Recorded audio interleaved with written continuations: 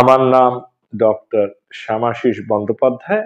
আজকের আমাদের আলোচনার বিষয়বস্তু অস্টিওআর্থ্রাইটিস অফ নি। অস্টিওআর্থ্রাইটিস অফ নি এসেনশিয়ালি একটা বয়সকালের অসুখ, সাধারণত 50 বা 60 বছর বয়স থেকে আরম্ভ হয়। তবে অনেক ক্ষেত্রে ইয়াং পেশেন্টদেরও অস্টিওআর্থ্রাইটিস অফ নি হতে পারে। অস্টিওআর্থ্রাইটিস অফ নির এসেনশিয়াল লক্ষণ হচ্ছে হাঁটা চলা করলে হাঁটুতে ব্যথা হওয়া এবং বিশ্রাম নিয়ে থাকলে ব্যথা না হওয়া। ওজনের সাথে এর একটা ডাইরেক্ট সম্পর্ক আছে, কেননা আপনারা সবাই পারছেন বুঝতে যে যদি ওজন বেশি হয় তাহলে হাঁটুর মধ্যে দিয়ে বেশি ওজন ট্রাভেল করবে এবং তাতে দুটো হাঁটুর হাড়ের ভেতরে ঘর্ষণ হবে এবং তাতে ব্যথাটা হবে। আপনি যদি এসেনশিয়ালি এর সমস্যাটার দিকে তাকান তাহলে বুঝতে পারবেন যে হাঁটুর মধ্যে যে কার্টিলেজ থাকে, মানে যে মেটেরিয়ালটা থাকে যেটা কুশন হিসাবে কাজ করে দুটো হাড়ের মধ্যে, সেইটা শুকিয়ে যাওয়া বা ক্ষয়ে যাওয়ার ফলে অস্টিওআর্থ্রাইটিস অফ নি এর সমস্যাটা আরম্ভ হয়। অনেক ইনফ্ল্যামেটরি আর্থ্রাইটিস আছে যেগুলোতে অস্টিওআর্থ্রাইটিস অফ নি বেশি হয়, যেমন ধরুন রুমাটয়েড আর্থ্রাইটিস। এই ধরনের অটো ইমিউন ইনফ্ল্যামেটরি আর্থ্রাইটিস থাকলে তাদের অস্টিওআর্থ্রাইটিস অফ নি সাধারণ লোকের থেকে আগে হয় এবং বেশি হয়। ওজন কম রাখা এবং কোয়াড্রিসেপস মাসেলের, মানে থায়ের সামনে যে মাসেলটি থাকে তাকে বলে কোয়াড্রিসেপস মাসেল। এই কোয়াড্রিসেপস মাসেলের ব্যায়াম করে তার স্ট্রেংথ বাড়ানো, এই দুটোই অস্টিওআর্থ্রাইটিসের প্রাইমারি ট্রিটমেন্ট।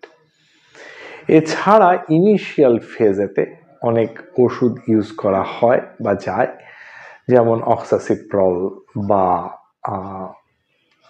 গ্লুকোজামিন কন্ড্রয়টিন, সিলিমারিন, এই জাতীয় অনেক ওষুধ আছে যেগুলো অস্টিওআর্থ্রাইটিসের ইনিশিয়াল ফেজেতে ইউজ করা যায় এবং সেগুলোর ইনিশিয়ালি মোটামুটি ভালো ইম্প্যাক্ট পাওয়া যায়।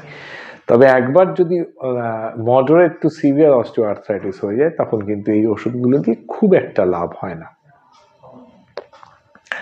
মনে রাখতে হবে যে ইনিশিয়াল ফেজ অফ অস্টিওআর্থ্রাইটিসে একটা ইনজেকশন আছে যেটা হাঁটুর মধ্যে ওই লিকুইড বা জেলি জাতীয় পদার্থটা ভরে দেওয়া হয় এবং সেইটাতে অনেক সময়তেই ভালো ইম্প্যাক্ট হয় এবং সাধারণত বছর 1.5 বছর পরে পরে ইনজেকশনটা করতে হয়। এটা একটু কস্টলি ইনজেকশন, সেই জন্য এটাতে মানুষের ঠকবার চান্সও বেশি। কেন, যেহেতু এটা কস্টলি ইনজেকশন সেহেতু অনেকেই বলেন যে আমার কাছে একটা কম দামি অপশন আছে আপনাদের ইউজ করব, এবং মানুষ সেটাতে ভুল বুঝে অনেক সময় ইনজেকশন নিয়েও ফেলেন এবং তাতে মোটামুটি স্টেরয়েড জাতীয় পদার্থই ইনজেক্ট করা হয় বিভিন্ন নামে। তাতে ইনিশিয়ালি লাভ হলেও লং টার্মে কিন্তু ক্ষতি বেশি হয় লাভ হওয়ার থেকে। সুতরাং যদি এই ইনজেকশন নিতে হয় তাহলে খুব মানে পরামর্শ করে বিশেষজ্ঞের মত নিয়ে ইনজেকশন নেওয়াটাই বাঞ্ছনীয়, রাদার দ্যান দুম করে একটা কারোর কাছে গিয়ে ইনজেকশন নেওয়া। আবারও বলেছি, ওজন কমানো এবং এক্সারসাইজ এটাই অস্টিওআর্থ্রাইটিসের প্রাইমারি ট্রিটমেন্ট। এই প্রাইমারি ট্রিটমেন্ট না করে লোকে সাধারণত সেকেন্ডারি অপশনের দিকে তাকিয়ে থাকে, কিন্তু সেটা ঠিক সাইন্টিফিক অ্যাপ্রোচ নয় এর ট্রিটমেন্টের জন্য। অনেক সময় low dose anti inflammatory medicine অস্টিওআর্থ্রাইটিসে ইউজ করা হয় শর্ট টার্মের জন্য, বিকজ একটা থিওরি বলে যে যদিও অস্টিওআর্থ্রাইটিস প্রাইমারিলি একটা ডিজেনারেটিভ কন্ডিশন, কিন্তু একটা ইনফ্ল্যামেটরি কন্ডিশনও এর সাথে অ্যাসোসিয়েটেড থাকে, mainly late early to early moderate osteoarthritis ওই সময়টাতে, এবং তখন অ্যান্টি ইনফ্ল্যামেটরি ওষুধ কাজ করলেও করতে পারে।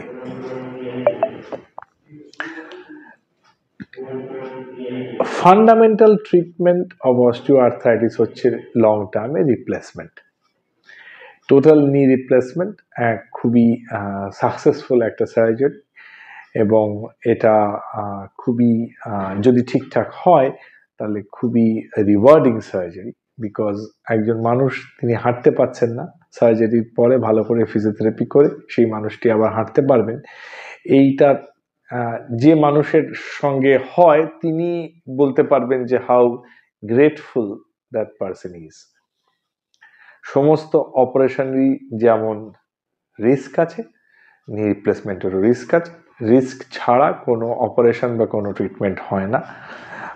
আমার 32-34 বছরের এক্সপিরিয়েন্সে আমি জনসাধারণকে এটাই বলতে পারি যে পৃথিবীতে কোনো জিনিস রিস্কবিহীন হয় না।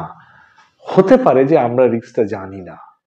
অনেকেই আছে বলেন যে অমুক ধরনের চিকিৎসায় কোনো রিস্ক নেই, কোনো সাইড এফেক্ট নেই। আমার বক্তব্য সেখানে খুব সহজ এবং সাধারণ, যে অমুক ধরনের চিকিৎসায় যে রিস্ক নেই বা সাইড এফেক্ট নেই বলছেন, তার মেন কারণ হচ্ছে যে সেই রিস্কটা বা সাইড এফেক্ট সম্বন্ধে জানা নেই। মেজরিটি অফ আমাদের চিকিৎসায় রিস্ক এবং সাইড এফেক্ট পরিষ্কার লিপিবদ্ধ। সমস্যা একটাই যে কার যে কোন সাইড এফেক্ট হবে বা কার কোন অপারেশনে কি রিস্ক হবে সেটা প্রেডিক্টেবল নয়। কারোর যদি বলা হয় যে আপনার 5% রিস্ক, মানুষটি খুব আশান্বিত হয়ে যান যে ও 5% রিস্ক, কোনো ব্যাপারই না। কিন্তু মনে রাখতে হবে 5% কথাটার মানে হচ্ছে 100 জনের মধ্যে 5 জনের ওই অসুখটা করবে। ওই পার্টিকুলার মানুষটি ওই 5 জনের মধ্যে পড়বে না 95 জনের মধ্যে পড়বে, এটা কিন্তু বলা যায় না। এবার যার ওই 5 জনের মধ্যে পড়েন তিনি প্রচন্ড ক্ষুব্ধ হন।